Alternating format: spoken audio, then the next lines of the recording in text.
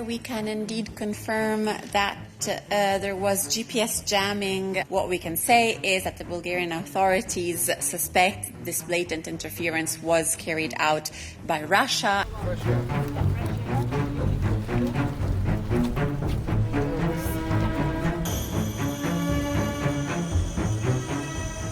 We are, of course, aware and used to somehow to the threats and intimidations that are a regular component of Russia's hostile behavior. Of course, this will only reinforce even further our unshakable commitment to ramp up defense capabilities and support for Ukraine.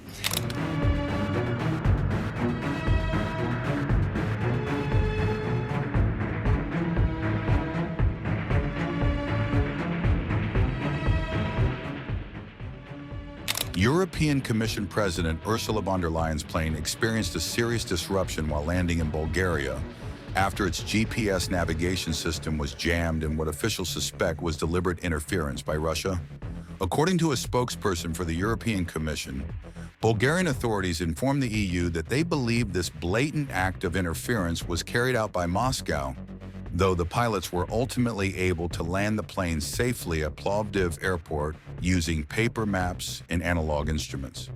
The aircraft reportedly circled for nearly an hour before descending, as the crew worked without the GPS signal that had been completely disrupted, forcing them to rely on traditional navigation methods rarely used in modern aviation.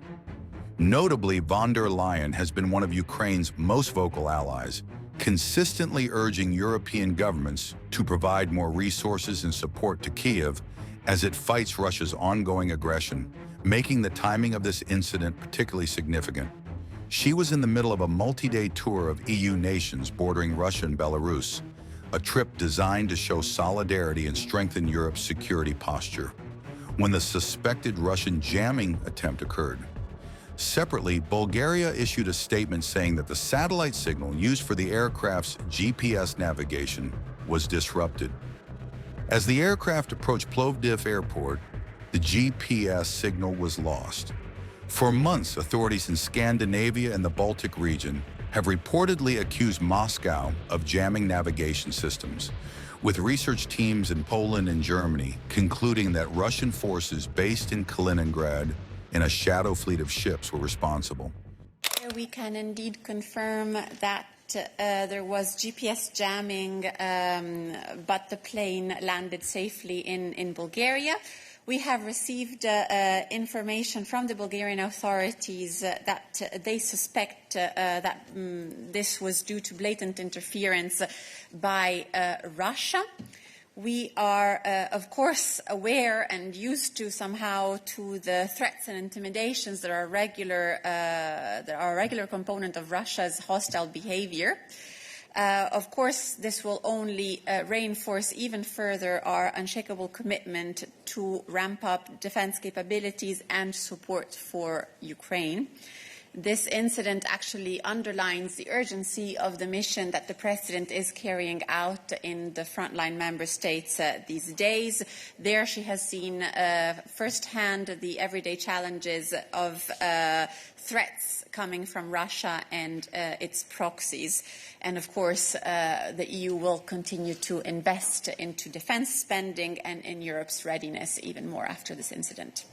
Not having planes, it was a charter, a commercial flight, there were other... What we can say is that the Bulgarian authorities suspect this blatant interference was carried out by Russia, and this is the information we have received from them. Indeed, it was visible for me today that Bulgaria has a strong tradition in defense industry. It shows. Bulgaria has the highest defense industry turnover relative to GDP in the European Union, and it is also the only member state where the largest private employer is a defense company. Here you are producing large quantities of ammunition, much of which is supporting Ukraine in its fight for freedom. And at the beginning of the war, 1/3 of the weapons used in Ukraine was coming from Bulgaria. So I want to thank you first and foremost for your ironclad support to our brave neighbour and partner, Ukraine. Dear Prime Minister, Russia's brutal war against Ukraine is in its 4th year now. It is obvious that Putin will not stop there. He has built a full-scale war economy, also because of the biting sanctions that we have imposed. So it is an old-fashioned but full-scale war economy that he has, and he will continue to produce at large scale. So as we strengthen Ukraine's defence, we must also take greater responsibility for our own defence. And to improve our readiness and defence posture, we have together worked in the European Council at the European level, first and foremost for financial support. We have together created the SAFE instrument, that is 150 billion euros for joint procurement, and it was built in record time. And I must say I'm very glad to say today that it has been subscribed also in record time.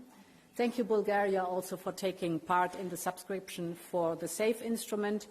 Now we have to invest these 150 billion euros in joint procurement. And Prime Minister, you told me that you are planning on investing this European funding from the SAFE instrument right here at VMZ. You are planning to build a plant for gunpowder and, of course, extending the existing plant that I just had the pleasure to visit. And you're planning another one for artillery shells that is in line with NATO standards. And this is exactly the kind of project that we want to see. It will bring good jobs to the region.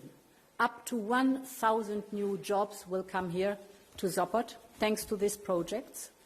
But we increase also our ammunition production. We strengthen our collective security. We strengthen our cooperation with NATO. We support the brave Ukrainian armed forces. And as I said, we create good jobs here. We create good jobs in the region. And therefore, this will be lasting growth also here in the region.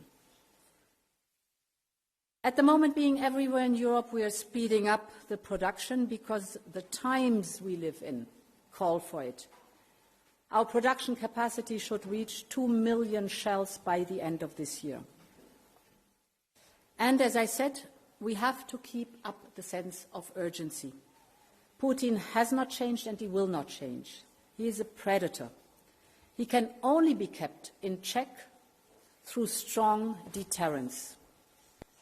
And therefore, as we have now the funding, we have now to be fast and well coordinated with the surge in our defence posture, that is the investment and the implementation of the investment. And this is why we will have a roadmap together. In October in the European Council, we will discuss what are the gaps that we have in defence, how do we want to fill those gaps, and what are the targets and milestones that we have to fulfill to 2030 to fill the gaps in our defence posture. Finally, let me say that today here I can confirm that Bulgaria is actively contributing to both Ukraine and the European Union's defence security. Thank you very much for that. And Bulgaria's contribution and its defence industry, I think, is a good reason, not just for national pride, but also for European pride. As we all know, no one wants more peace than Ukraine. And for a just and lasting peace, we also know that Ukraine needs strong security guarantees. We are working on the security guarantees at the moment, but I can tell you the first line of defence for security guarantees in Ukraine is a strong, well-equipped Ukrainian armed forces to deter further attacks.